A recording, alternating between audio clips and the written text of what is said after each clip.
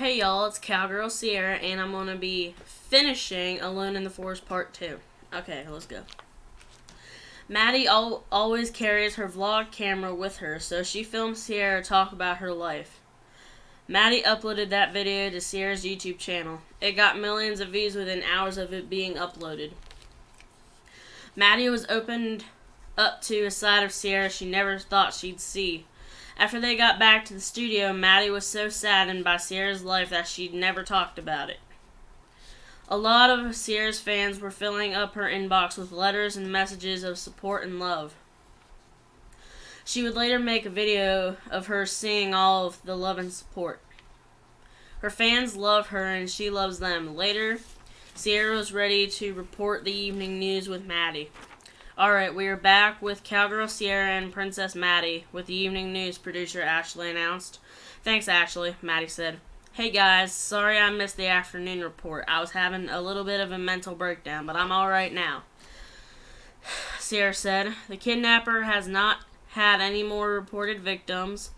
We have information on the last two victims that I mentioned this afternoon, Maddie said. The first victim was 15-year-old Tommy Braxton. Tommy was found behind the local bar, beaten, raped, tortured, and stabbed to death. He was reported at 11:30 a.m. The next victim was 34-year-old Samantha Wright. She was also found behind the local bar. She was beaten, tortured, and killed. She was also found with her breast and vagina missing. She was reported at 10:45 a.m. Sierra spoke. Wow, that's sad, Maddie said. Yes, hopefully we catch the kidnapper before he takes any more lives, Sierra said. Yeah, I forgot to ask you, since you're a police officer yourself, why do you think he keeps getting away with his ways? Maddie asked. In my professional opinion, I think he gets away by being sly and quiet, because you never know when he is going to strike. He is like a cat. He knows what he is doing, and he knows where all the cops are at all times, Sierra answered. Wow, that is a very deep answer. One more question. How did you come up with that answer? Maddie asked. I came up with the answer because of what we have looked at over the past few days. I have come to the conclusion that this man is not like the others. If he was like the others, he would have been caught by now, but he is different. This is how he doesn't get caught. But we will catch him, eventually, Sierra answered. Well, you've heard it here first, folks. I guess that'll wrap things up for us. We will see you tomorrow for the 7 a.m. news, Maddie announced. Bye, y'all, they both said. Awesome, Ashley said. That was very deep, Maddie said. Yeah, I am also very highly intelligent in this sort of stuff. That is another reason why I came up with the answer right on the spot, Sierra told. Yeah, you are very intelligent, Maddie recognized. Well, it's about time we hit the road, Sierra said. Alright, let's go. Maddie agreed. Bye, boss. See you tomorrow. Maddie and Sierra hollered as they were walking out the door. They jumped in the truck and headed back to the cabin. Oh, crap, Maddie exclaimed. What? Sierra asked. I forgot my purse, Maddie said. Alright, I'll make a bootleg and we'll up here and we'll go grab it, Sierra said. Okay, Maddie whispered. She saw a spot to pull off ahead, so she made a bootleg and went back to the station. They pulled in and all the lights were off. Maddie went in to grab her purse. Suddenly, she let out a blood-curdling scream. Sierra ran inside with her gun ready. Maddie pointed to a dead body lying in the break room. It was her boss. Call an ambulance, Sierra ordered. Alright, Maddie replied. Sierra investigated the whole studio while Maddie put her purse in the truck and called an ambulance. She found the kidnapper hiding in the bathroom. She shot him in the chest twice. He dropped to the floor. Sierra called for the patroller. The patroller said he'd be there in 10 minutes. 10 minutes went by. The patroller pulled up. He grabbed the kidnapper and threw him in the back of the police car. He took the kidnapper to the police station. Sierra and Maddie waited for the ambulance. The ambulance pulled up in about 30 minutes. They put their boss's body on a stretcher and put him in the back of the ambulance. Maddie and Sierra were very attached to their boss. They loved their boss, but when they got the word that he was dead, they were devastated. They couldn't tell if he was dead before because he was still a little warm. They took his body to the cemetery to bury him. Sierra dug the grave. Maddie helped lower the casket into the ground. They put dirt on top of the casket. They both had tears in their eyes. After they finished the funeral, Sierra and Maddie went back to the cabin. Excuse me. That was weird, Maddie said. Definitely, Sierra replied. Hey there. There's something in the field, Maddie whispered. Sierra said. Where? Sierra asked. In the middle of the field, Maddie replied. Oh yeah, that something looks weird. Sierra said. Yeah, Maddie whispered. I'm gonna pull off by the edge of the field and we will investigate, Sierra said. Alright, Maddie agreed. Sierra pulled off the road by the edge of the field. They got out and investigated. Sierra locked the truck before they went into the crops. Maddie was a little scared to investigate, but because she isn't used to doing stuff like that. They went to a spot where Maddie saw the person. But when they got there, the person wasn't there. Sierra, the person is not here, Maddie exclaimed. I know, Sierra said. Hey, someone yelled from behind. Sierra and Maddie turned around and saw a huge person standing a few feet behind them. Who are you? Maddie asked. Why do you want to know? The person asked. Because we do, Sierra hollered back. Okay, I'm an alien, the person hollered back. He does look like an alien, Sierra whispered. Yeah, Maddie said. Could you come closer so we can get a better look at you? Sierra asked. Sure, the alien replied. The alien walked closer to Maddie and Sierra. When he got close, they saw that he was an actual alien. Wow, your eyes look really cool, Maddie said. Thank you, miss, the alien responded. Where are you from? Where are you from? Sierra asked. I am from planet Mars, the alien said. When will humans move to Mars? Maddie asked. In the year 2029, the alien replied. Are you sure? Maddie asked. No, but it is my best guess. Guess. The alien said. That would be cool, Maddie said. Yeah, but that time, more of my kind will likely be here on Earth, the alien assumed. Wow, Maddie and Sierra gasped. Alright, I should be going. I shall see you Earthlings sometime in the distant future, the alien said. Bye, Maddie and Sierra said. Suddenly, the alien jumped up and flew back to Mars. Maddie and Sierra ran back to the truck and continued driving back to the cabin. Maddie and Sierra were freaked out. Sierra was speeding back to the cabin. That was freaky, Maddie said. Yeah, I don't know why the alien was just in the cornfield like that, Sierra replied. Maybe he was trying to scare people, Maddie suggested. Probably, Sierra said. Soon they came to the edge of the forest. Sierra pulled in the forest and they drove to the cabin. They pulled up to the cabin and saw Steve, Cecil, Ed, Jim, Diana, Haley, Kiara, Brent, and the patroller, and Alicia sitting on the porch. They were all worried about Maddie and Sierra because they were gone for 2 hours. Why were y'all gone for 2 hours? Steve asked. 2 hours? Maddie and Sierra asked hysterically. Yeah, 2 hours. Y'all have been gone, Cecil said. We came across an alien in a cornfield, Maddie announced. Everyone burst out laughing. No, it's true. We came across an alien in a cornfield, Sierra said. As Sierra said that, everyone stopped laughing. They were laughing because they thought Maddie was just joking. But until Sierra said the same thing, they stopped laughing. They realized that it must have been true. They all went inside to discuss it a little more. The alien told us that humans could go to Mars, Sierra said. What year? The patroller asked. In the year 2029, Maddie said. Okay, the patroller responded. They were all freaked out. After they finished discussing the issue, they went to bed. Everyone except Brent, Sierra, Maddie, and Steve. They were listening to a scary podcast. Sierra and Maddie were writing their scripts for the next day. Steve and Brent were just sitting next to the girls watching them write their scripts. After they finished writing their scripts for the news, Sierra started writing some songs. She was just writing songs for her and not for the public. But one of the songs that she was writing, she was actually going to release. It was called Steven. It was about Steve and his motorcycle accident. This was her favorite song that she has ever written. She let Steve, Maddie, and Brent read the lyrics. Steve was heartbroken at how well she wrote the song. "Sierra, this is the best song you have ever written," Steve said through the tears. "It's a song that I thought of the other day and I decided to finally write it," Sierra replied. "Thank you, Sierra. I love you, baby," Steve told Sierra as he leaned in for a hug. "I love you too, Steve," Sierra said. "I'll probably record it at the studio tomorrow," Sierra added. "And I'll probably include Diana, Haley, Kiara, and Maddie on the song," Sierra added. "Thank you. You are the best stepdaughter I've ever had. Not that I've had any other than you, but you understand what I'm trying to say," Steve said. "Yeah, and you are the best stepdad I've ever had. Not that I've had too many, but, you know."